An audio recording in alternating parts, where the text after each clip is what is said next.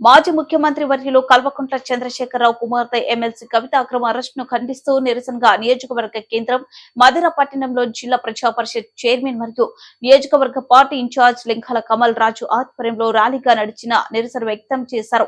BRS పార్టీపై కేంద్ర మరియు రాష్ట్ర ప్రభుత్వం దురుద్దేశంతోనే ఈడీ ద్వారా ఇలాంటి అక్రమ అరెస్టు పాల్పడుతుందంటూ రాజకీయంగా ఎదుర్కోలేక ఇలాంటి దాడులకు కేంద్ర ప్రభుత్వం నిర్వహిస్తోంది అనే అబద్దాలతో అధికారంలోకి వచ్చిన కాంగ్రెస్ పార్టీ బీజేపీ పార్టీ కుమ్మక్కాయ్ ఇలాంటి అక్రమ కేసులు అరెస్టులు పాల్పడుతుందని ఆరోపించారు.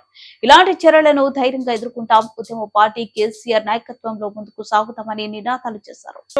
బీఆర్ఎస్ పార్టీని రాజకీయంగా దెబ్బతీసే దానికోసం రాజకీయంగా ఎదుర్కొనలేక ఇటువంటి అక్రమ కేసులతోటి బనాయించి కార్యకర్తల్ని నాయకుల్ని లొంగదీసుకొని మరి పార్టీలో చేర్చుకోవాలనేటువంటి ఉద్దేశంతో కేంద్రంలో ఉన్నటువంటి బీజేపీ ప్రభుత్వం ఈ రాష్ట్రంలో మరి అన్ని అమలు కానటువంటి హామీలతోటి అబద్ధాలు చెప్పి అధికారంలోకి వచ్చినటువంటి కాంగ్రెస్ ప్రభుత్వం కుమ్మక్కయ్యి బీఆర్ఎస్ పార్టీని మరి లేకుండా చేయాలి తెలంగాణలో.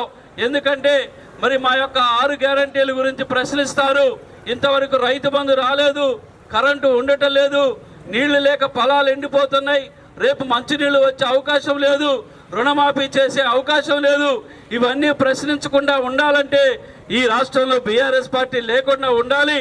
అందుకనే ఇద్దరు కలిసి మరి కక్ష కట్టి ఈనాడు అనేకమైనటువంటి నాయకుల మీద మరి కార్యకర్తల మీద అక్రమంగా కేసులు బనాయిస్తూ మరి చేస్తూ ఉన్నటువంటి వైఖరి ఇది తెలంగాణ రాష్ట్రానికే కాదు భారతదేశ ప్రజాస్వామ్యానికి గొడ్డలు పెట్టనేటువంటి విషయాన్ని మనందరం కూడా గమనించాలి. ఒకటి మీరు గుర్తుపెట్టుకోవాలి.